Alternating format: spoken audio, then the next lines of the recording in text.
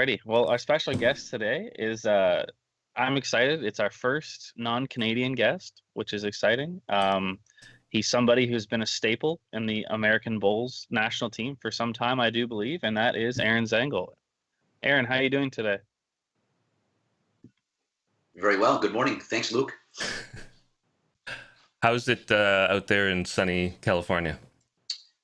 It's a little early in the morning, but the sun's just coming up and should be almost 80 degrees and sunny, just like almost every other day. Lucky for us. Oh, Yeah, that's pretty fantastic. nice.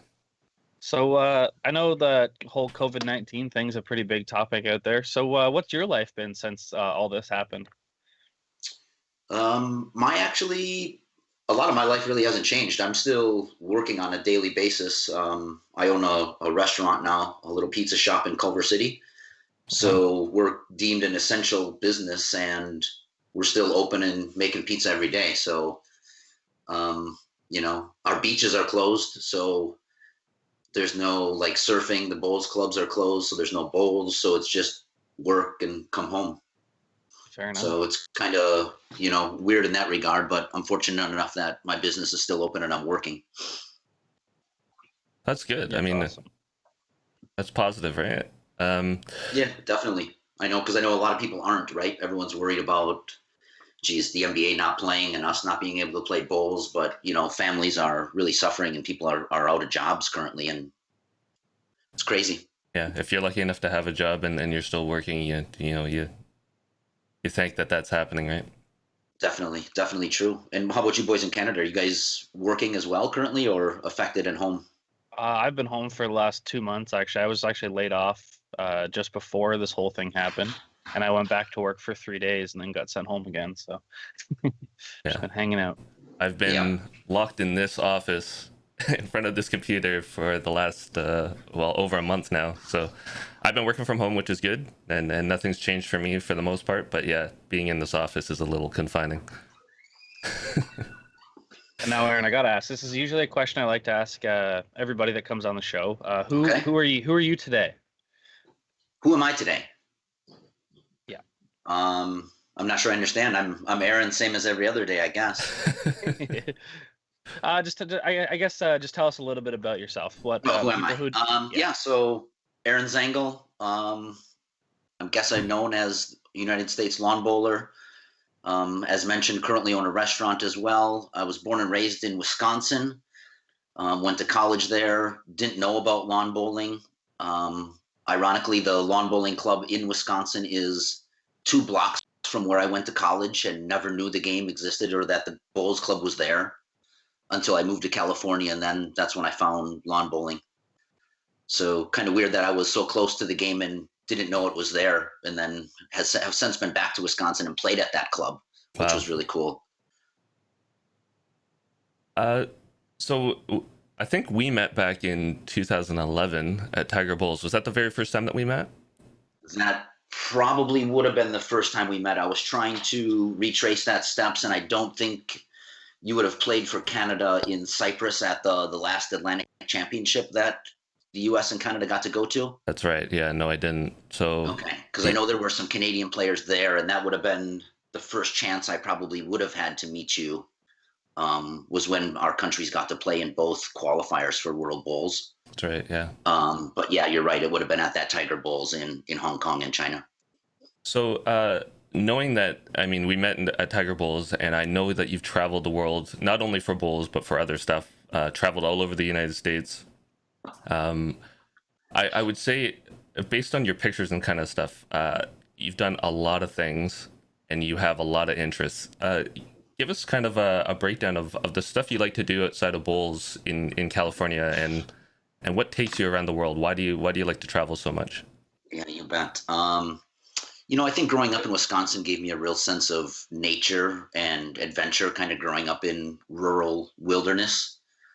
Being exposed to boating at an early age, and then moving here to the coast in California and having the whole ocean available. So I've had a boat almost the whole time I've lived out here. So going on 10 years, I've had boats and going out explore the ocean. Wow. Scuba diving, fishing. We've got some offshore islands that are fairly easily accessible to get to as well. 20 miles. Catalina's not that far. And then going along with surfing. In Wisconsin, I was a snowboarder growing up, and just transferring those skills to the ocean, and just really just being out there. So those interests have taken me around the world, chasing waves, I guess, or going to different surf spots and just exploring in general. Where would you say your favorite spot to surf has been that you've been? Probably Bali. Yeah. Nice. Yeah, probably Bali. A close second would be Panama on the Caribbean side. Nice. Pretty cool place as well. Warm water. You can't beat warm water. Surfing in warm water is the greatest. As you guys were talking about the snow and being cold and whatnot up in Canada, the warm water tropicals, the dream. That's true. Absolutely. Yeah, a little side story about cold water. I was out fishing yesterday and I got one of my brand new lures stuck on a tree. And I didn't want to lose it, so I stripped down and got in the ice cold water so I could get it back out. So You're brave, man. I would definitely appreciate some warm water right about now. Talking about Tiger Bowls, where we first met, was that your first experience over in sort of China, Hong Kong, and playing on those kind of surfaces? What was your experience like for that event? Wow. Definitely hard to adapt, right? Their greens are, especially once we got into Shenzhen, inside the park there where the complex was with the two greens, those greens were, very spongy and very slow. Even here in the US, our greens aren't fantastic, but it's just different playing conditions, that we definitely don't see here. Maybe closer to what you see in Canada, but I'm guessing your greens aren't even as slow as what they were then. They've gotten the greens better. Definitely in Hong Kong, right? A lot of those greens have gotten a lot better over the years, because I've gone back Right. 2, 3, 4 to 4 Tiger Bowls now. Wow. One of which we even went way up into northern China to where they make the carpet for the artificial greens. Right. The one year that it was, your boys won a medal there that year, Pat Bird and some of the boys. Yeah, that was when my brother played there. Yeah. Okay. Yep. So that was a cool experience as well, to get way up into northern China and to tour the factory. And I think we were some of the only, foreign white people that had been in that area in a long time. We were like movie stars, it seemed like. Yeah. Now, how did you get into bowls, and how old were you when you started? I must have been just over 30. And as mentioned, I hadn't known the game growing up in Wisconsin. The Bowls Club was so close to me at the college, but didn't know. Randomly moved to Hermosa Beach, where there is a Bowls Club, and walked by, saw the players playing. Didn't know what the game was. I grew up very sporting and active, and was, odd that I would see this sporting complex and not know what game they were playing. So it grabbed my attention, and they invited me in for a little lesson. All the members of Bowls Clubs around the world actually are always super friendly and welcoming. That's something that I really like about the game as well. So, I was just standing by the fence, and they invited me in, and was just hooked. I played at the little club in Hermosa probably 2 years before I even knew there were tournaments and a competitive scene for lawn bowling. The little club in Hermosa is a very sleepy little club, and the players just kind of hang out at the beach and play at our little club and don't venture out, or they didn't at that time. So I was just happy drawing, just going out there by myself. I was working nights at the time, so I would just go to the green and just draw to the jack all day long, because I was just intrigued and fascinated by it. That's really neat. That's awesome, yeah. And then somehow got exposed. Well, actually, it was through Tony Bear, another U.S. national team player, that exposed me to the tournament scene. And he kind of took me under his wing and took me to some tournaments, and then he and I won the U.S. national championship together as well. That's awesome. So that's kind of how that played out. Speaking of the national championship, so for those that don't know U.S. geography and don't really necessarily know Bowls USA, what is the scene like? Like, where are the hotbeds of bowls in the U.S.? You bet. So in bowls, the U.S. is broke down into, I believe, 8 divisions, geographically, more or less. Right. the Southwest division, which is Southern California, is definitely where the most of the clubs are and most of the bowlers. Arizona has a lot of clubs and really good greens. The Pacific Northwest, also up in the Seattle area, has a good contingent of bowlers at the club in Jefferson Park. As mentioned, in the Milwaukee area, there's a club, and there's a lot going on down in Florida and a little bit in the Northeast, like in New Jersey as well. So we're kind of spread out geographically all across the U.S., but definitely here in the Southwest, I think, is where most of the action goes on. And now, how do the national championships work in the United States? Yeah, so we have divisional playdowns, I guess, which are probably similar to your provincials. Okay. Yeah. Yeah, so you have to. So ours here is in the Southwest. We have singles and pairs playdowns, and you have to win your division, and then the division winners get together at the national championships and play for a week in both singles and pairs. For to be honest, for us, the hardest part is just getting out of division. If you look at the names and the people that are mainly bowlers in the U.S., the ones that you would know and recognize, 80% of them at least are probably here in the Southwest. Yeah, I think that's true. When I've looked over the lists of previous winners or who's won this year, there's a lot of Southwest names on there for sure. Yeah, and just a numbers game, we have numbers-wise a lot more greens and a lot more bowlers as well. That makes sense. And no disrespect to the other divisions, right? I'm not taking any of those other bowlers from the other divisions lightly by any means. I'm just saying our to get out of our division playdowns is a dogfight. Right. Oh, I completely understand that. So bowling down in California, obviously you've got the climate for some really fantastic and longer seasons. What's your favorite club to play at?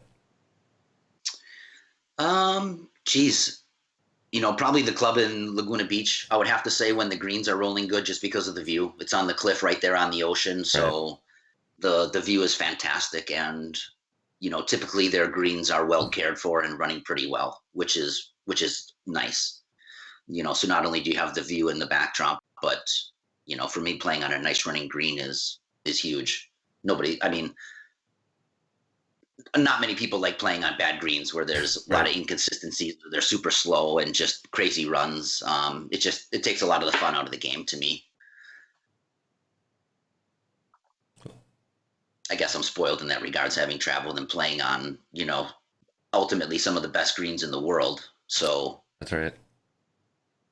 So what would be some of your best and worst memories from your bowling career? Ooh.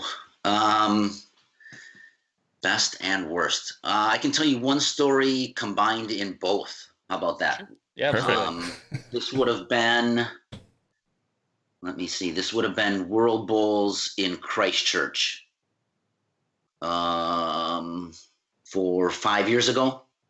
Yep.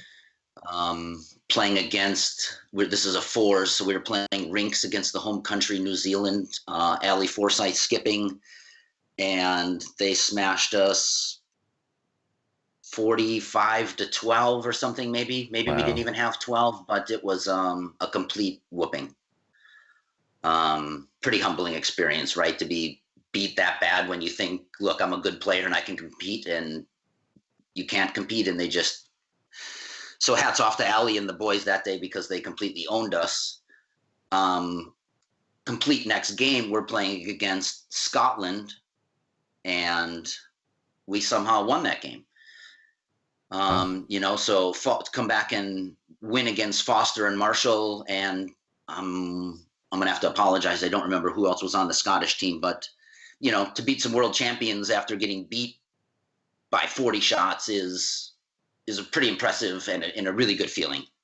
Absolutely. Especially on the top level, to be able to rebound after getting beat so bad, to the very next game play against arguably the best players in the world and come back and win. That's fantastic. So that was a special day. That was a special day and a special memory, getting beat so bad and then having a nice win afterwards. It's definitely quite a roller coaster of a day. That was a roller coaster of a day, and it always is, as you guys know as well, playing in major tournaments, right? There, Yeah. you're playing bowls all day long and just mental focus all day. It's it's a struggle some days for sure. Um, so speaking about some of the big names that you've played against, bowling in the U.S. Um, who who do you look up to for inspiration as far as your bowls and where you want to go and how you want to play? Oh, interesting question. Wow. I mentioned earlier Tony Bear. I don't know if you guys know Tony, but I was very lucky to meet him when I was at the club in Hermosa Beach, and him kind of taking me under my wing and teaching me the game. And Tony understands the game very, very well, and kind of taught me how to read the head, which, believe it or not, a lot of experienced players still struggle with in setting up the head and playing correct shots. That's So true. being able to learn some of those things from an experienced player at an early age helped me, even though we were very similar in age. He had a lot of experience, had played for the U.S. team and traveled a lot before meeting me. And then Tony has kind of taken a little time off and has a family currently where he's raising his two little children. So I would definitely say that Tony was a huge part of my life in bowls. Um, you know, there's a lot of other people that challenge me and strive me to be better, I think, as well. Guys that are on the team and guys that have been on and off the team.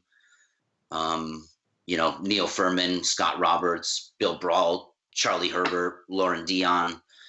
Um, these guys are all good top level bowlers as well, and all here in my division. So we see each other and are always challenging each other. So to have that level of competition at, our local mixed pairs tournament or, anything like that. I mean, we're going to run into a lot of the top US players on a regular basis here. So it's cool. Cool. That's quite a list of names. And I could have went on, right? I mean, those were, Yeah. Just team members and names that you guys would know. There's two handfuls of guys in the background of names you might not know that are knocking on the door and ready to go. Right. We had a quick question from our chat for you from Pierre Vanderhout or Hoot. I'm sorry if I mispronounced your name. Are participation levels in the United States increasing or decreasing? Are there any new clubs opening? Interesting. I haven't heard of any new clubs opening. But on that note as well, I haven't heard of any clubs closing as well, which is a good thing. I know, especially in Australia right now, a lot of clubs are really suffering and are on the verge of closing. So I don't know that we're necessarily gaining any new clubs, but we haven't lost any clubs. And I think our membership is pretty steady, if not inclining. Probably not a steep incline, but the clubs are doing pretty good overall. I think I feel good for Bowls USA and the status of bowls in America. Sure, we've got millions and millions of people and the sport should be bigger and there should be more going on, but I don't know what to say about that, right? I think we all kind of feel that way. Those of us that know and love the game, We do think that it should catch on more, but for sure. I don't think a lot of there's plenty of people in other countries that don't quite grasp the geography of the United States or Canada and how far it is from coast to coast, and how many other countries you could probably fit into one of our countries. Exactly. As far as that's concerned. So yeah, it's a challenge. It's definitely a challenge. So you being a part of Bowls USA, what has it meant to you to put on basically the American colors and play internationally? Yeah, it's a very, very, very special, and it's an honor to be able to put that uniform on and wear the uniform and be on the green representing our country. I'm sure you can attest to that it is a very powerful and empowering feeling.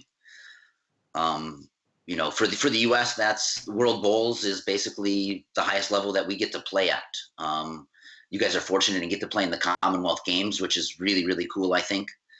And unfortunately, bowls isn't in the Olympics. So, for us and me going to, even the qualifiers or the NAC or Tiger Bowls, some of the lower level events, but ultimately at World Bowls and wearing that jersey at the pinnacle of the sport really it's a really special experience, and memories that I'll never forget, and friends like yourself that I've met and will have my whole life. I wanted to ask you also about something that you were involved in that kind of got pushed to the side this year because of the situation we're in, the UBC. So for those that don't know, the UBC is an event, or I guess a series of events down in Australia, and there's teams that the bulk are from Australia, but there's a lot of international teams that go and compete in a couple events throughout the year, but this year it got canceled. And North America had their first team in there. It's the North American Orcas, if that's correct. I'm correct. Yeah. And Aaron was actually drafted into that team. And I just wanted to get your take on how excited were you to actually be selected and know that you're going to go and play in the UBC, and what's actually do you think is happening with that going forward? You bet. So for me, I was super excited to get drafted. This is the second or third year of the league that Mark Casey put together, and really ultimately the format that they've established. It's a different little version of the game with the scoring system, and I think speaking of getting the game more popularized and moving it forward, that format is a lot more appealing to younger generation and just viewers in general. Hold on, refocus me. Where were we going? What did it mean to you to be selected to the UBC? Sorry. Okay. Yep. And what it meant to me ultimately, and this is going to be a playoff where our last question was going, selection for this year's U.S. national team came out, and for whatever reason, I didn't make the team. So a few weeks later, the announcement for the draft came out, and I was selected. So I'll be honest with you guys, I was completely crushed that I didn't make that U.S. team. It was a complete shock to me. Never really understand the selection process here in the U.S. There's teams, that I've made that I didn't think I was going to be picked for, and not to be picked for this World Bowls team was, like I say, a bit of a shock and a bit crushing. So the rebound and getting selected and drafted for an Australian professional league was really nice for me. It really made me feel, good again. And especially since I see it being more of the future of mainstream bowls, the UBC. Yeah. So knowing that they just came out with the announcement that they're going to try to do all three events for the year in 1 week, how do you think that's going to go? And do you think that everybody's actually going to be able to attend? Yeah, it's going to be real interesting to see the way the global travel world plays out here moving forward. I'd really like to be able to go and play. It just seems like Australia currently has things completely locked down on their borders. So I don't think any of the Asian teams that are in the league, they may allow the New Zealanders in. That I'm not sure. But definitely our team of myself, Lauren Dion, and Aussie Chambers, who's from Vancouver, I believe, the BC area. It doesn't look like the three of us and our North American Orcas are going to be making the trip over to Australia anytime soon. They haven't finalized the date of when that Super Week for the UBC is going to take place, I don't think, but hopefully we can go. I'm super eager to get over there and play. Yeah. Especially with it all being televised online and everyone being able to watch. And like I say, it's very easy to follow for even non-bowlers. If you show, with the different colored bowls and the scoring and the way it works, it's set up really, really well, I think. Yeah, I agree. Yeah, just we spoke a little bit about that before the show, and I think I agree with you on that one. I think it'll be a while before anyone's allowed to travel into Australia. Just knowing what they're like about their borders, even before all this virus thing happened, it was not the easiest place to go to, and they had to take a lot of safety precautions. So I would be shocked if it's open anytime in the near future. Yeah, so I'm very, very lucky and thankful that I did all the traveling around the world personally and bowls wise when I was able to, because I think the global landscape is going to be completely different moving forward. Unfortunately, I think travel is going to be a lot more restricted in general. Yeah, whether it's for a couple of years or forever, we don't know. But Exactly. I think I agree with you on that one. So we like to have a little fun with our guests as well. Went and pulled a few pictures from your Facebook, and Okay. I'll pop them up on the screen. Hopefully, you can give a little context as to possibly when they are, where they are, and just a little story as to what the picture actually means to you as far as your Bulls career goes. You bet. Let's see here.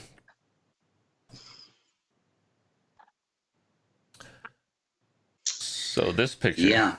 This picture would have been last year on the Gold Coast in Australia at the Asia Pacific qualifiers. That's U.S. team with myself, Lauren Dion, and Bill Brault.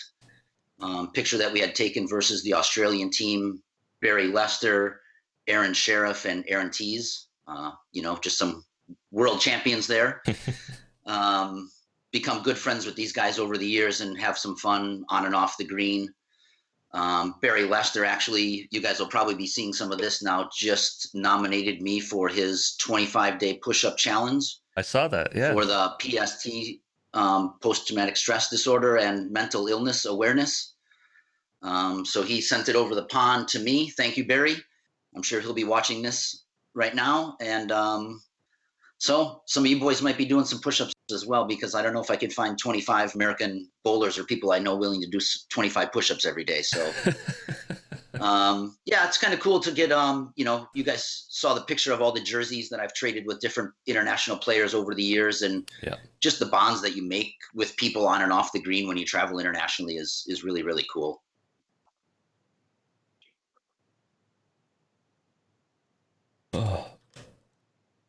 Another thing about this game, Australia has lots of cool birds. Not that you can't see them in the picture, but they've got kookaburras and lots of random birds that we don't have over here, and they make really cool noises. So always interesting.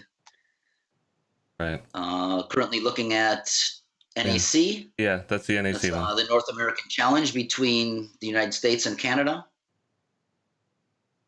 which the U.S. was fortunate enough to finally win. I know you guys have given us a smashing in past years, so here the U.S. is with some of the hardware. Yep. How about that one? This would have been World Bowls in Adelaide at the World Championships. Somehow got some VIP action, and right before the singles championship, they let me kind of mess around with the camera a little bit. So that would have been, let me see. Bester might have got the silver medal that year.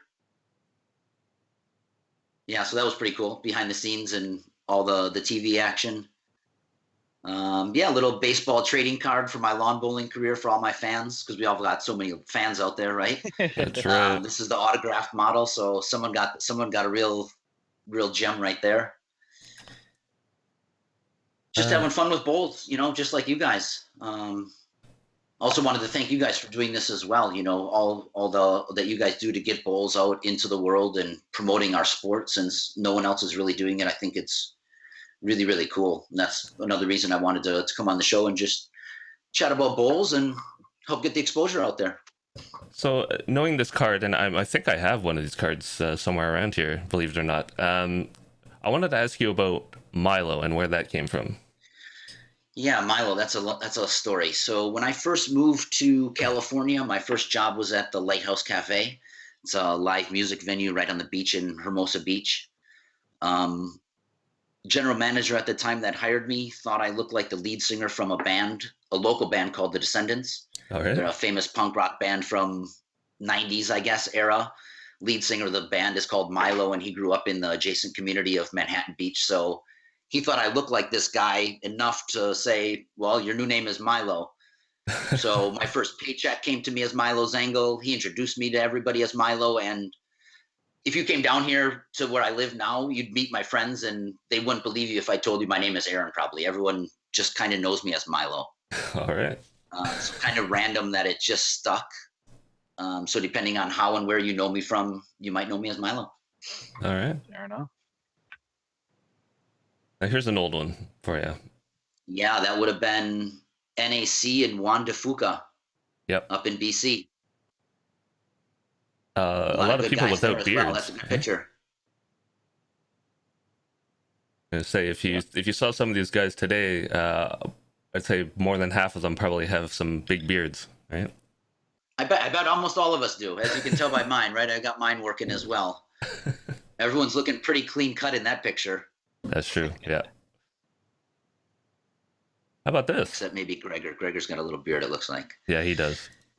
Some good fun in Hong Kong with actually we were in Shenzhen here. This is in Shenzhen in mainland China with the Chinese bowls carrier. All right. That's interesting. More fun around the green, you know. making good use of bamboo. And this is where we first met. This would have been the trip when we first met. Yep. I want to say that's the upper green in Shenzhen as well. I think it is as well. Yeah. Your memory is good. Yeah. And that's a very cool facility. That park is amazing. Yeah, it is. We took a hike up to the top of the mountain there. There's a really nice walking trail that winds around. One of my teammates, Neil Furman, and I took a hike up to explore. The park is massive. It's very cool. It looks like there might be a little delicious Tsingtao in that photo too, I think. I think there is. A couple of them there. Yeah, that was definitely the beer of choice, or probably the only beer available. I think the only one available. All right. So Aaron, I mean, like you said, you've got your pizza place open and you're doing that. Bowls is kind of shut down.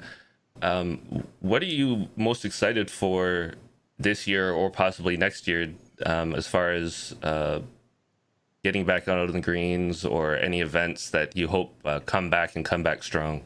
You bet. For me, I'd really just miss the boys. Like I said, all of here in Southern California, most of the guys that I play with on a regular basis are around. So I miss seeing these guys, going to the tournaments and just rolling bowls and being out on the green. But moving forward, the UBC, that's really what I'm looking forward to, is when the UBC date gets finalized and if we're going to allow to be in Australia and playing. That's the real unknown in my world. Everything else is, I guess, unknown as well. It seems like all of our domestic tournaments for the year are canceled.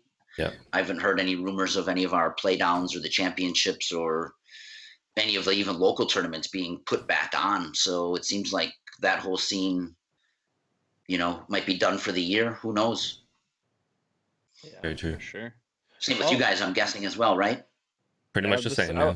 Yeah, I was really looking forward to the season, so I'm a little upset that it's delayed for the moment anyways, but it is what it is, I suppose. And Luke, are we going to get you down in the U.S. playing in the U.S. Open or Southwest Division or anything? I would love to. It's always been sort of, I guess maybe a dream of mine. I honestly don't know why I've never done it, but I've had a few offers on the table the last couple of years from the Patuli boys, if you know them. Yes, they do. Yeah, they're regulars down here the last couple of years for sure. Yeah, and Mike McNorton inquired about my services to come down there and play last season, but unfortunately I couldn't make it. So hopefully in the next couple of years, I'd really like to. I've heard a lot of good things, and obviously I love bowls and I love good competition, so I think it'd be a good time. Daryl, you've been down here?